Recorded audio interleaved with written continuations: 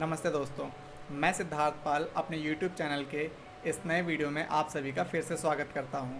आज के इस वीडियो में मैं आप सभी से डिस्कस करने वाला हूं कि Facebook एड नेटवर्क सबसे ज़्यादा बेटर मेरे अकॉर्डिंग क्यों है।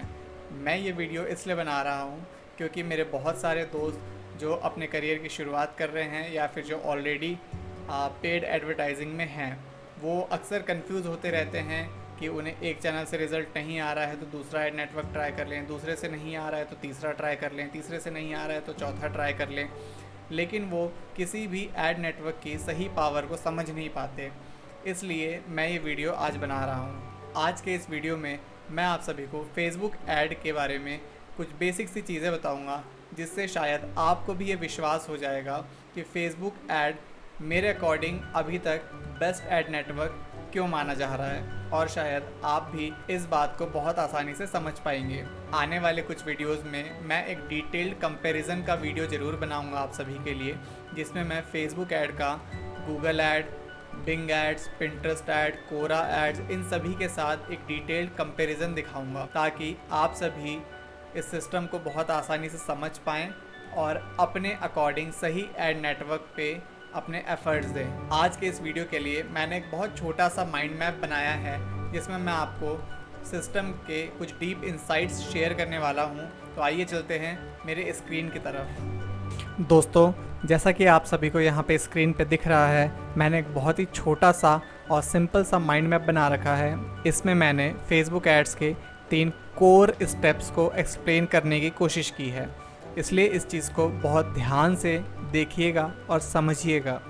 फेसबुक ऐड में सबसे ज़्यादा इम्पॉर्टेंट जो 3 चीज़ें होती हैं, वो होती हैं सबसे पहले सही ऑब्जेक्ट को समझना कि आपको कौन से ऑब्जेक्टिव की ऐड चलानी है। इस टॉपिक के लिए मैं बाद में एक वीडियो ज़रूर बनाऊंगा। दूसरा टॉपिक आता है कि आपको क्या टारगेट ऑडियंस सिलेक्ट करना है। ये टॉपिक उसी का एक छोटा सा भाग है, इसलिए इस टॉपिक को बहुत ही ध्यान से समझिएगा। तीसरा टॉपिक आता है कि हमें फेसबुक एड्स पे रिजल्ट मिलने पे उसे स्केल कैसे करना है, ये भी हम आने वाले वीडियोस में सीखेंगे। तो आइए इस माइंड मैप के बारे में डिस्कस करते हैं। डेमोग्राफिक्स का मतलब होता है फेसबुक के पास जो कोर डेटा है यूजर्स का, जिसके बेस पे फेसबुक अपने यूजर्स को कैटेगराइज कर पाता है। और इसमें जो ऑप्शन आते हैं वो ये देखिए।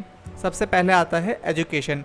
मान लीजिए आपने इंजीनियरिंग की है, तो मैं आपको बहुत आसानी से टारगेट कर सकता हूं आपके ग्रेजुएशन लेवल से। फाइनेंशियल स्टेटस से भी हम टारगेट कर सकते हैं, लाइफ इवेंट से भी कर सकते हैं। मान लीजिए कि आपकी लास्ट ईयर शादी हुई थी आज ही के दिन, ठीक है, तो मैं आपको आपकी एनिवर्सरी के मंथ से बहुत आसानी से टारगेट कर सकता हूं। फिर ऑप्शन आता है पेरेंट्स। आपने देखा होगा फेसबुक पे बहुत सारे लोग अपनी खुशी जाहिर करते हैं कि I am going to become a parent very soon, और फेसबुक इस टाइप के वर्ड्स को अपने आर्टिफिशियल इंटेलिजेंस से ट्रेस करता है और धीरे धीरे यूज़र की प्रोफाइल को अपने डेटाबेस में अपडेट करना स्टार्ट करता है।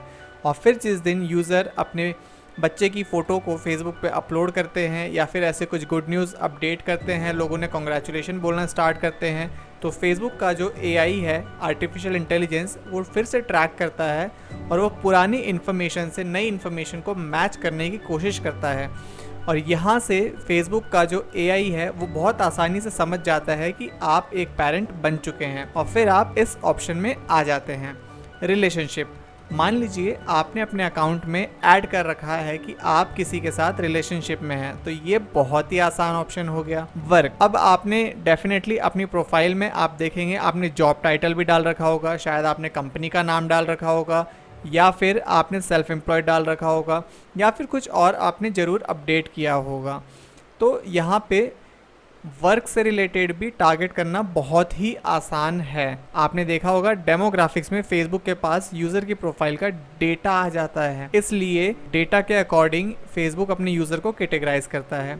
दूसरे ऑप्शन पे आपको ले चलता हूं दोस्तों। दूसरा ऑप्शन है इंटरेस्ट। इंटरेस्ट में मेन 3 कैटेगरीज हैं। सबसे पहली कैटेगरी है गोल। मान लीजिए आप एक स्पोर्ट्समैन हैं या फिर आप एक बॉडी बिल्डर बनना चाहते हैं, तो फिटनेस, बॉडी बिल्डिंग, एक्सरसाइज, ये सारी चीज़ें आपके गोल्स में आ जाएंगी। और दूसरी कैटेगरी है इमोशंस। इमोशंस में बहुत सिंपल सा एग्जांपल देना चाहूँगा दोस्तों। अभी फादर्स डे आने वाला है जून मंथ में, और पेरेंट्स से रिलेशन बहुत ही स्ट्रॉन्ग होता है सभी का, जिसे कोई डिफाइन नहीं कर सकता। तो यहाँ पे इमोशन वाली बात आ जाती है। इसके अलावा सिस्टर, मदर, ब्रदर और भी रिलेटिव्स है ना, ये सारे जितने रिलेशन आते हैं उन सभी के लिए जो टर्मिनोलॉजी यूज़ होती है उसे हम इमोशंस कहते हैं। तीसरी कैटेगरी है दोस्तों हॉबीज़। मान लीजिए आप एक बहुत अच्छे गिटारिस्ट, आपको गिटार बजाना बहुत अच्छे से आता है, तो डेफिनेटली आपने गिटार से रिलेटेड बहुत सारे पेजेस को लाइक कर रखा होगा, आप गिटार से रिलेटेड चीज़ों को फॉलो करते होंगे फेसबुक पे, आपके न्यूज़ फीड में भी या इंस्टाग्राम पे भी आपको गिटार से रिलेटेड बहुत सारी इन्फॉर्मेशन दिखती होगी। इसका मतलब है कि मैं आपको गिटार से रिलेटेड बहुत अच्छे इंटरेस्ट के थ्रू इजीली टारगेट कर सकता हूँ। इसके अलावा अगर आपका इंटरेस्ट डांसिंग में है, सिंगिंग में है, या फिशिंग में है, या कुकिंग में है, या फिर ऐसे किसी भी अच्छे इंटरेस्ट में है, तो बहुत ही आसानी से मैं आपको टारगेट कर सकता हूँ। और तीसरा ऑप्शन आपको बताता हूँ दोस्तों। तीसरा ऑप्शन है हमारा बिहेवियर। बिहेवियर में सिर्फ दो कैटेगरी हैं, पहली है एक्टिविटीज़ और दूसरी है मटेरियलिस्टिक एसेट्स। एक्टिविटीज़ में मैं आपको एक सिंपल सा एग्जांपल देना चाहूँगा। मान लीजिए आप किसी मूवी थिएटर में गए हैं और आपने एक नॉर्मल चेक इन डाला है कि I am watching this movie in PVR, ठीक है। तो फेसबुक अब क्या करेगा, फेसबुक है ना, यहाँ पे एक सिंपल सी चीज़ को समझने की कोशिश करेगा कि आप PVR में बैठे हैं और आप जिन फ्रेंड्स के साथ गए हैं अगर आपने उनको भी टैग किया तो फेसबुक यहाँ पे आपके बिहेवियर को ट्रैक करेगा। तो फेसबुक यहाँ पे आपके बिहेवियर को ट्रैक करेगा। समझ गया दोस्तों। इसी तरीके से मान लीजिए अगर आप दिल्ली से बेंगलुरु जा रहे हैं और अगर आपने डाला कि I am travelling from Delhi to Bengaluru, और फेसबुक को यहाँ पे ये समझ में आ जाएगा कि आप ट्रैवल करने वाले हैं, इसलिए मैं आपको आपके बिहेवियर के थ्रू भी टारगेट कर सकता हूँ। दूसरी जो कैटेगरी है मटेरियलिस्टिक एसेट्स, ये भी बहुत आसान है दोस्तों। मटेरियलिस्टिक एसेट्स क्या होते हैं, बाइक्स, कार, घर, मोबाइल फ़ोन, लैपटॉप, है ना। इसमें मैं आपको बहुत ही छोटा सा एग्जांपल देना चाहूँगा। मान लीजिए आप आईफोन यूज़ करते हैं या फिर कोई एंड्रॉयड फ़ोन यूज़ करते हैं, तो आपके फ़ोन के ब्रांड से या फिर आपके लैपटॉप के ऑपरेटिंग सिस्टम से भी आप तक बहुत आसानी से पहुंचा जा सकता है। तो ये कुछ पॉइंट्स थे दोस्तों। तो दोस्तों उम्मीद करता हूं आपको ये सारी इन्फॉर्मेशन बहुत आसानी से समझ में आ गई होगी। अगर आपका कोई भी डाउट है तो प्लीज़ नीचे कमेंट बॉक्स में ज़रूर पूछिए, मैं आपके कमेंट का रिप्लाई ज़रूर करूँगा। अगर आपको ये वीडियो बहुत अच्छा लगा है तो प्लीज़ इस वीडियो को लाइक कीजिए और चैनल को सब्सक्राइब करना बिल्कुल ना भूलें। अगर आपको लगता है कि इस वीडियो से आपके किसी दोस्त की हेल्प हो सकती है तो इस वीडियो को अपने उस दोस्त तक शेयर करना भी ना भूलें। इस वीडियो को देखने के लिए आपका बहुत बहुत धन्यवाद। मिलते हैं अगली वीडियो में।